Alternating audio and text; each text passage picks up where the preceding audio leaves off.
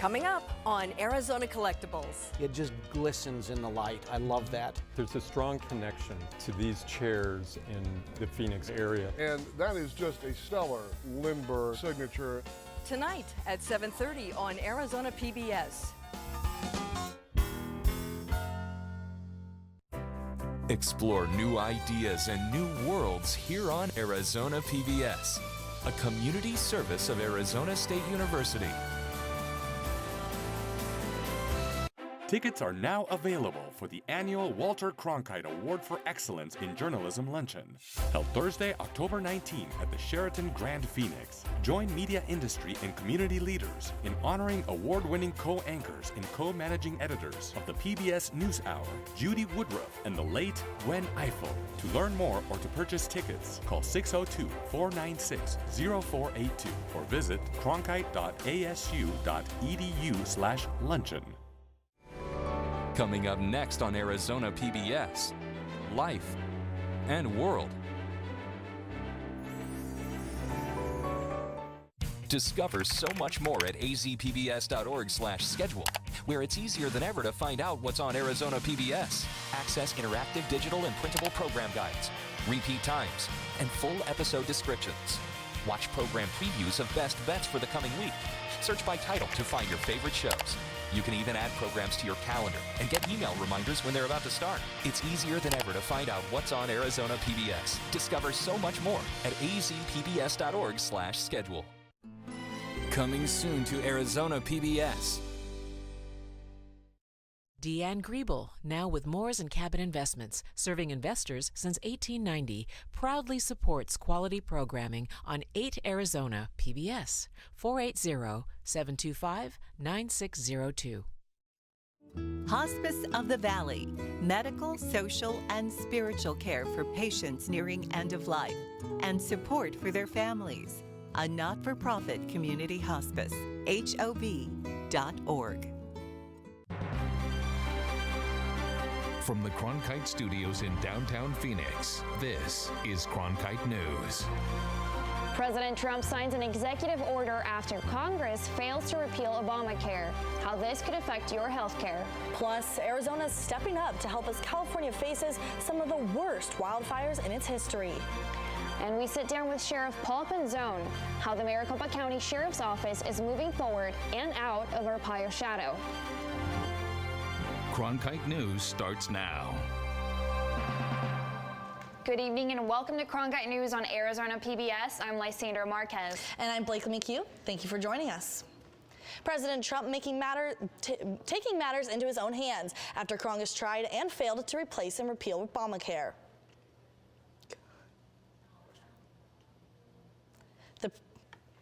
The president signed an executive order this morning to make lower premium insurance plans available to more Americans. But critics worry that this will save money by cutting benefits, and it would allow younger, healthier people to buy less coverage, which raises premiums for those who need more care. Arizona Representative Raul Grijalva took to Twitter, sounding off against the president's order, saying the president is sabotaging American lives as he works to undo the Affordable Care Act. Trump will still need Congress to repeal the Affordable Care Act if he wants to see Obamacare gone. But any changes from today's executive order could take 6 months or more to take effect. Fire crews here in Arizona are heading to Northern California to help fight the deadly blazes that have been raging since Sunday. Reporter Sydney Eisenberg explains why this request is different from past fire seasons. Help was deployed last night and this morning from the Arizona Department of Forestry and Fire Management Dispatch Center to help fight the fires burning up in Northern California. This is definitely not unusual. What kind of is unusual is the amount of resources that they did request. The Arizona Department of Forestry and Fire Management sent out 150 firefighters, as well as 55 fire engines and trucks similar to this one right here to help battle the blaze in California. They'll patrol the neighborhoods. They'll provide initial attack protection as far as, watering down the grounds, trying to keep the fire at bay.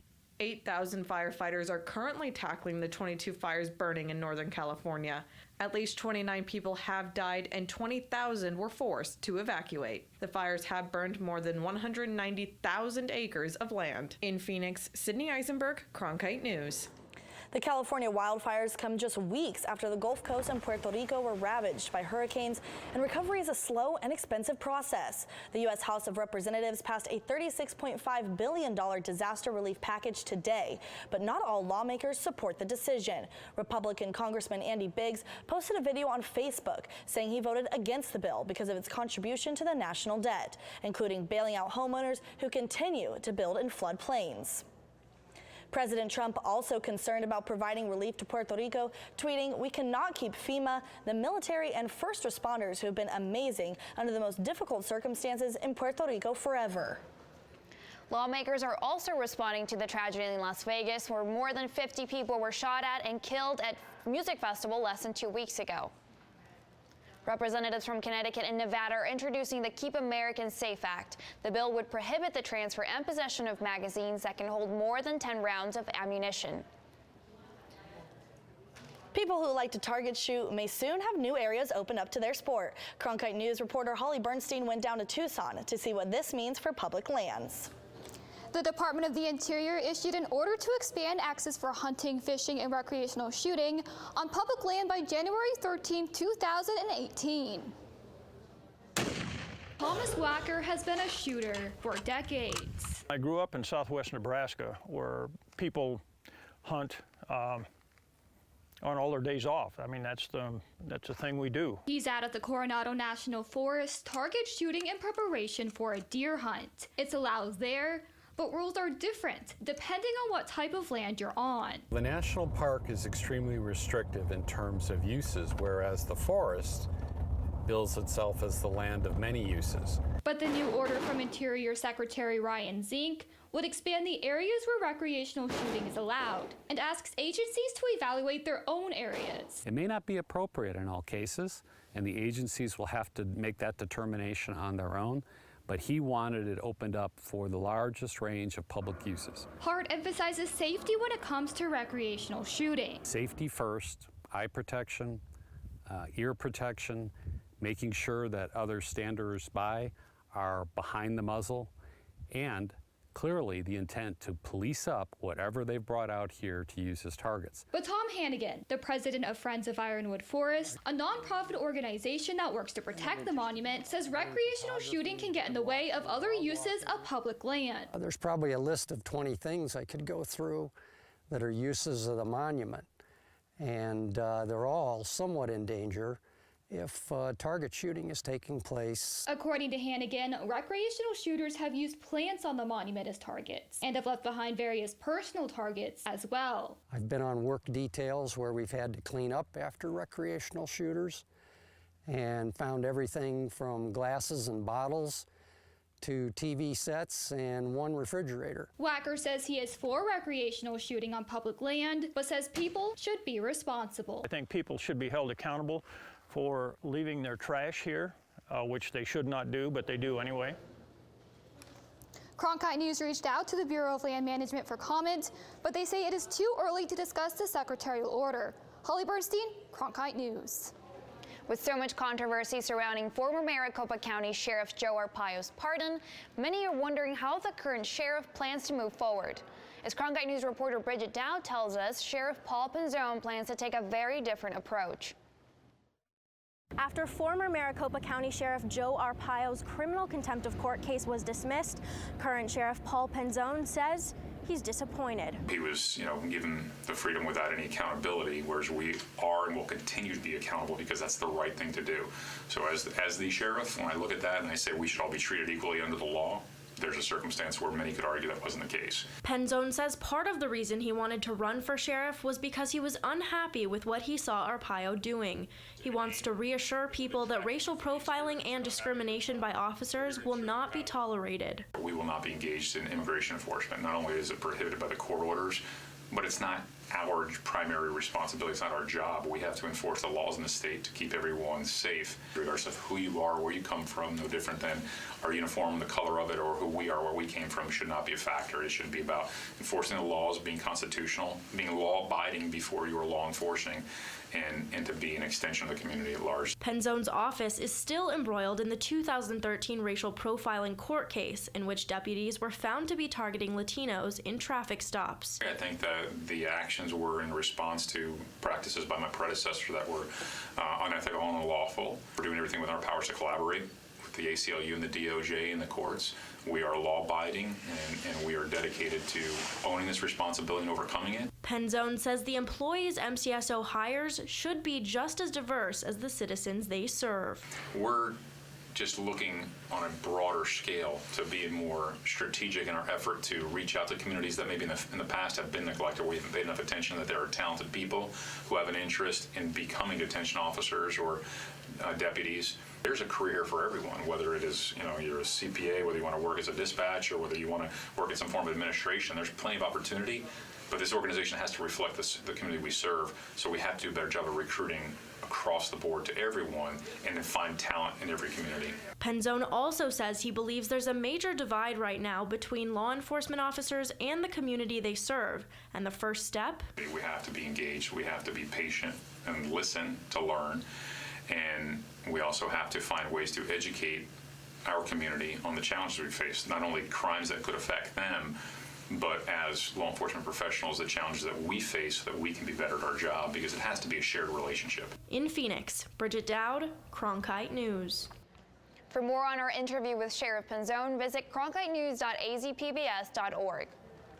Members of Congress, Capitol Hill Police, and former NFL stars came together last night for a game of football. Fraser Allen Best has a story from Washington.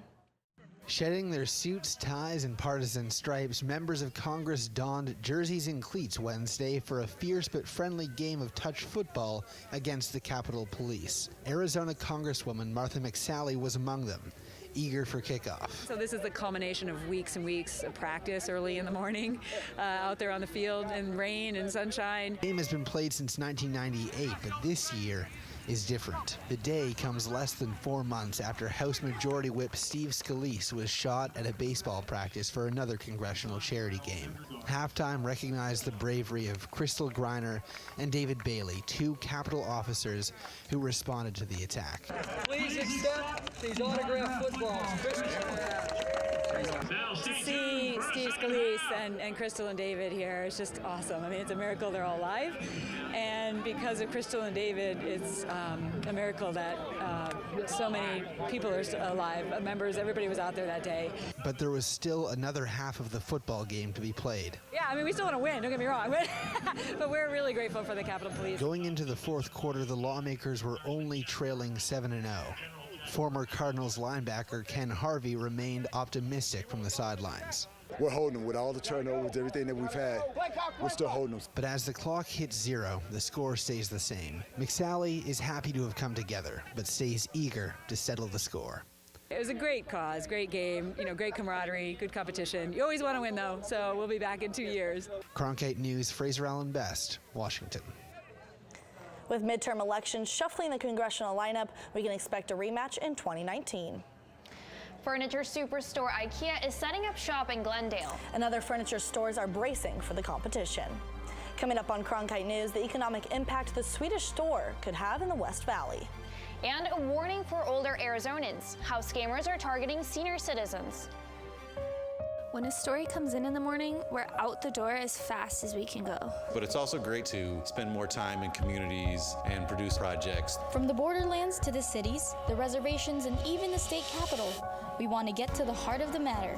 When the lights come on in the studio, we know our hard work is about to pay off. We love what we do here at Cronkite News. We're proud to tell the stories of our state. Now more than ever, it's important to have a trusted news source, and that's Cronkite News. I'm Ted Simons, host and managing editor of Arizona Horizon. Join us each weekday at 5:30 and 10 as we bring you the top newsmakers who impact the state. We cover the stories in depth that shape and affect our local communities, and we take the time to ensure that all voices are equally heard. For more than 30 years, Arizona Horizon has been your voice and your source for what matters most, right here on Arizona PBS.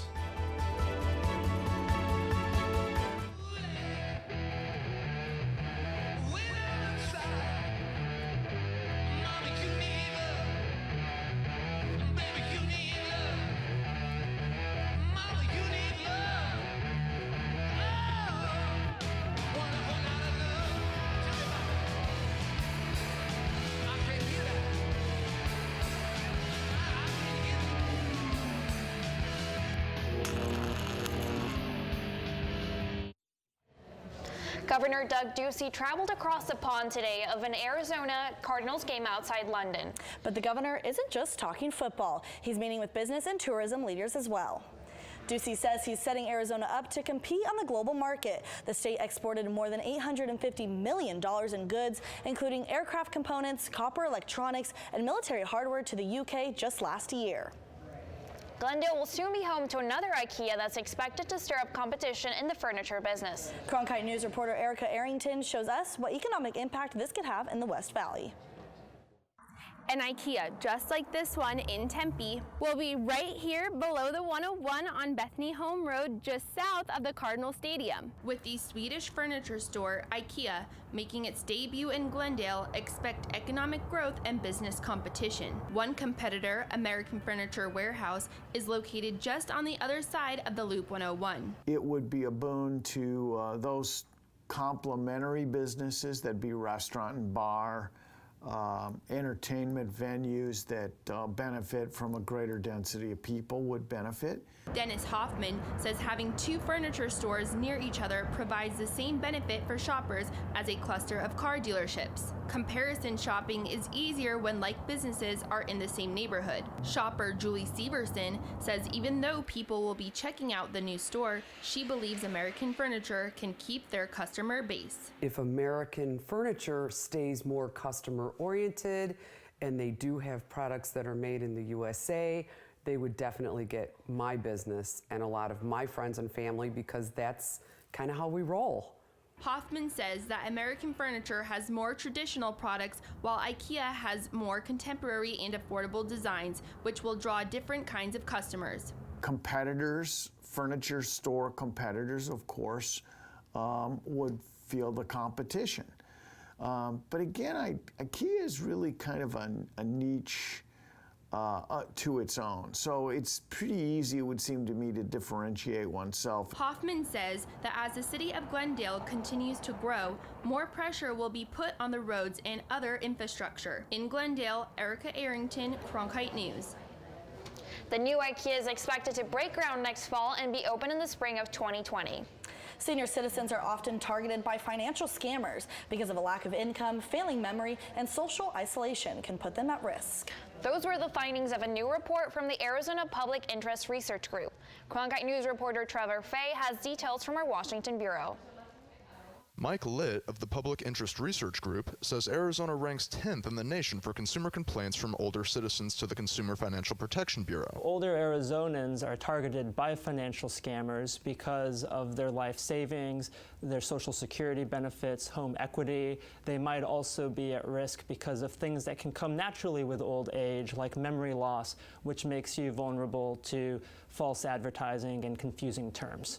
As of July, when the PIRG looked at the numbers, mortgages, credit reports, and debt collection are the areas that are most often the target of complaints from older Arizonans to the CFPB. Mike Litt says older Arizonans stand to lose everything from their life savings to even their homes if not protected from financial scammers. That's why he and the Public Interest Research Group are fighting Congress, trying to prevent them from what they say would be dismantling the Consumer Financial Protection Bureau. Specifically, they hope to block Senate passage of the Financial Choice Act of 2017. The bill, which passed the House this summer, would repeal provisions of the Consumer Protection Act, including doing away with the CFPB. But the bill's supporters say it would eliminate burdensome regulatory agencies like the Consumer Financial Protection Bureau.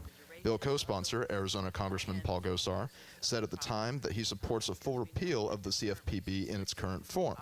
Gosar argues no government agency should be above reproach or remain exempt from vigorous oversight from members of Congress. In Washington, Trevor Fay, Cronkite News. The League of American Bicyclists ranks Arizona as the 19th most bike-friendly U.S. city in its most recent study. But biking through the state can put a lot of wear and tear on your bike. Coming up on Cronkite News, we visit a local shop that turns bike repair into an opportunity to learn. And more on weekend temperatures and your full 7-day forecast coming up next. Tickets are now available for the annual Walter Cronkite Award for Excellence in Journalism Luncheon, held Thursday, October 19th at the Sheraton Grand Phoenix. Join media industry and community leaders in honoring award-winning co-anchors and co-managing editors of the PBS NewsHour, Judy Woodruff and the late Gwen Ifill. To learn more or to purchase tickets, call 602-496-0482 or visit cronkite.asu.edu/luncheon.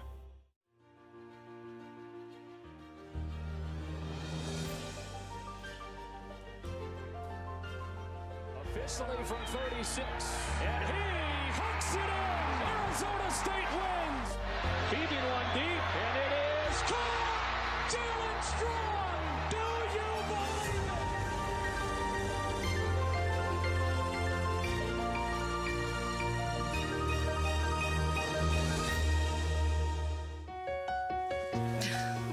What are you doing? Possibilities. Your day is filled with them. Reach up, energy in the fingertips, collapse. TV, play Downton Abbey. And PBS helps everyone discover theirs.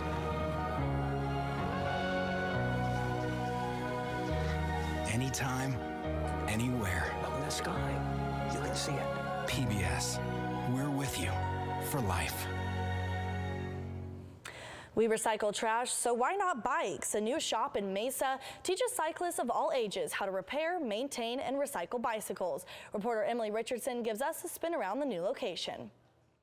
He's been helping me with my bike, and he's been telling me what to do, and I've been doing it. It helped me learn how to fix bikes. And that's one of the goals of WeCycle. WeCycle is a community bike shop, nonprofit, recycling bicycles for kids and adults in need. Founder Robert Chacon started this organization while working in vocational rehabilitation. He saw that the people he helped get jobs had transportation issues. He began fixing bikes out of his garage to give to them. When his garage couldn't fit any cars because of how many bikes he had, he decided to open this shop. It's more than just a bike shop. We don't sell bikes. We don't have bikes, with parts and all this stuff like a bike shop.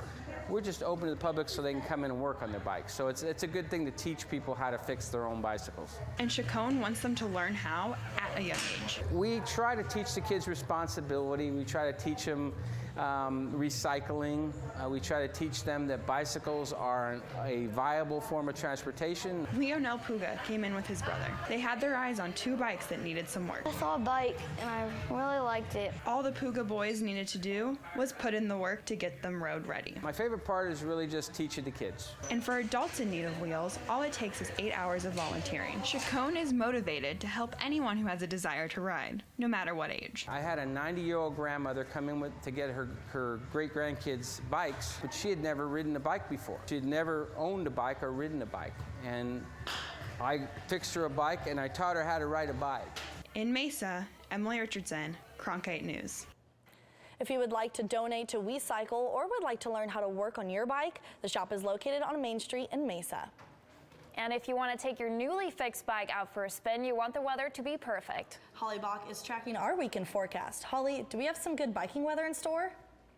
It's actually perfect weather out there to go outside and go get a bike ride. It's currently 93 degrees here in Phoenix. Sunny skies and humidity nice and low at 19%. Looking around the state of Arizona, we see temperatures in Grand Canyon at 91 degrees, Show Low at 93, and down south in Tucson at 93 degrees. Looking around the valley, we're seeing temperatures still pretty warm out there. 91 degrees in Scottsdale, 93 here in Phoenix, and Laveen at 93 as well. These temperatures are going to go down throughout the evening. We're going to see temperatures in the high 70s to low 80s. 82 will be our Phoenix temperature, Scottsdale at 79, and Cave Creek at 75. Going into our weekend, we're going to see temperatures in the mid to high 90s. Friday at 94 degrees, Saturday at 93, and Sunday at 96. Throughout the week, we're going to see similar temperatures. Tuesday at 97, Wednesday at 93, and Thursday we're going to see some scattered clouds out there, bringing our high to 86 degrees. I'm Holly Bach from the Weather Center. Hispanic Heritage Month is coming to an end. And after celebrating their culture, community members take time to reflect. Coming up on Cronkite News, what it means to be Hispanic in today's political climate.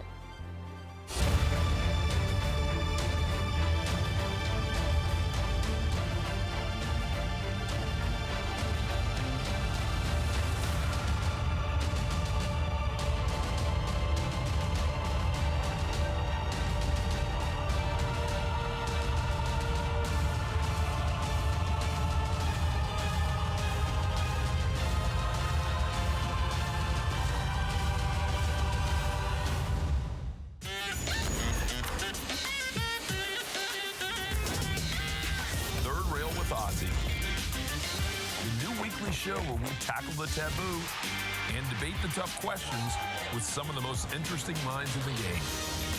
I'm Carlos Watson. Electrifying conversation.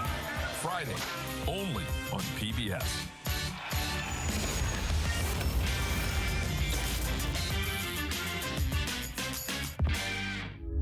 Hello from the children of planet Earth. Human beings are a curious bunch. What are we going to see when we get really close? Wow. Oh my God, absolutely spectacular. We are at a remarkable moment. Yes. We're going farther than any exploration ever has.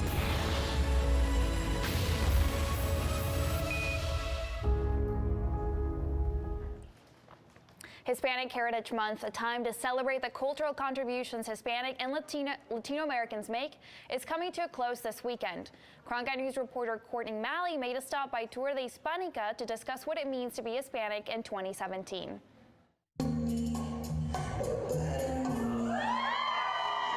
The Programming and Activities Board at Arizona State University's downtown campus hosted Tour de Hispanica, an event to highlight Hispanic and Latino heritage in Arizona, with food, dancing, and people of all ages coming together to participate in this Hispanic tour. ASU makes efforts to shine light on all cultures. It's important for the Programming and Activities Board to put on these types of events because we often celebrate a lot of different things, but Hispanic Heritage Month, it's not often celebrated as much as Black History Month or Breast Cancer Awareness Month. The intent of tonight was to advocate, educate, and celebrate Hispanic culture here in the Valley.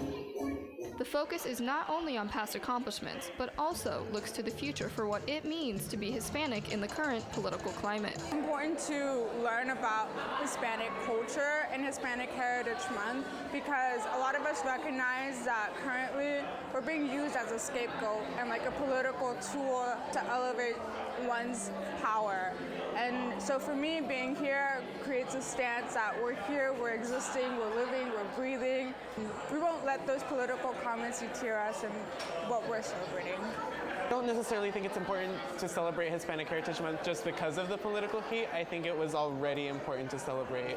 But I think now it's more important just because we need to hold on to who we are and remember where we're from and not let go of that just because of social changes or political ideologies that are becoming popular. Those who attended the event also say they're proud of their Hispanic and Latino backgrounds and look forward to the future. In Phoenix, Courtney Malley, Cronkite News. Cronkite News is proud to be the news division of Arizona PBS. Here's what's coming up on Arizona Horizon and PBS NewsHour. On the next Arizona Horizon, a new agreement with Mexico could help boost water levels at Lake Mead. And how does Arizona fare nationally when it comes to exercise? Those stories on the next Arizona Horizon. I'm Judy Woodruff on the next NewsHour. How the Trump administration is trying to change Obamacare without Congress. That's Thursday on the PBS NewsHour.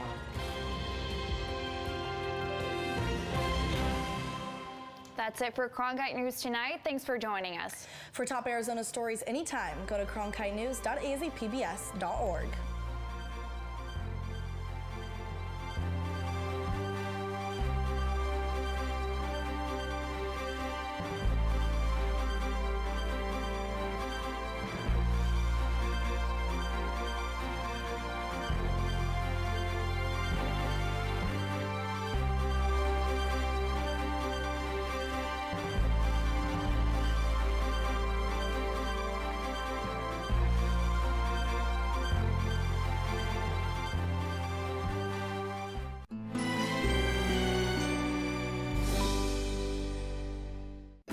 Next time on The Coroner, a body is found near a closed children's home. Grey Vale, shut down late 70s. But no one wants to cooperate with the investigation. What are you after? Davey, something's all right. The Coroner.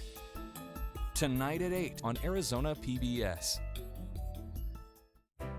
Explore new ideas and new worlds here on Arizona PBS, a community service of Arizona State University.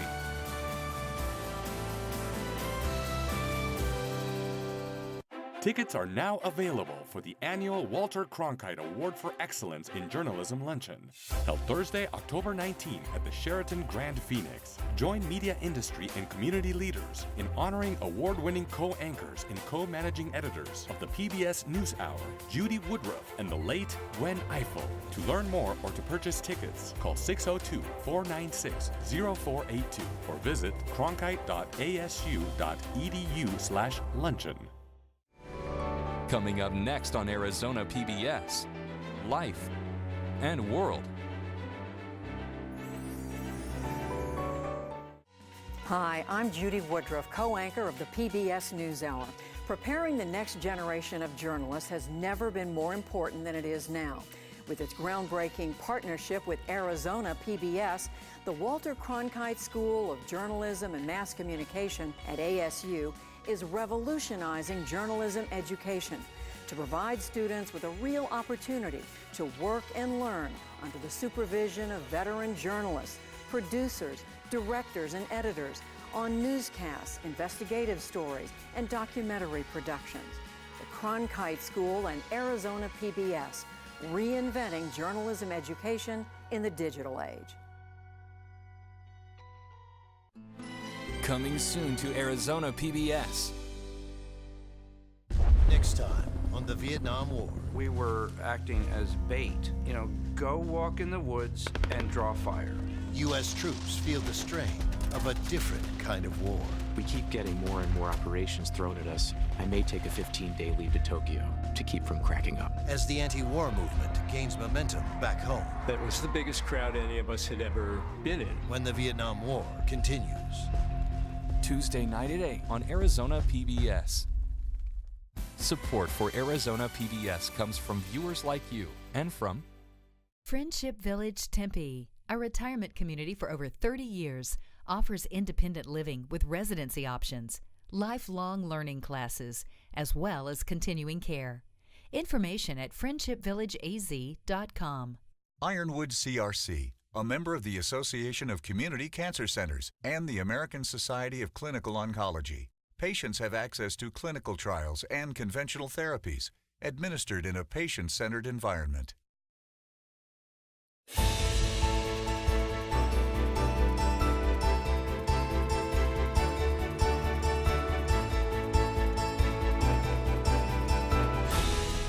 Coming up next on Arizona Horizon, details on a new agreement with Mexico regarding Colorado River water. Also tonight, how Arizona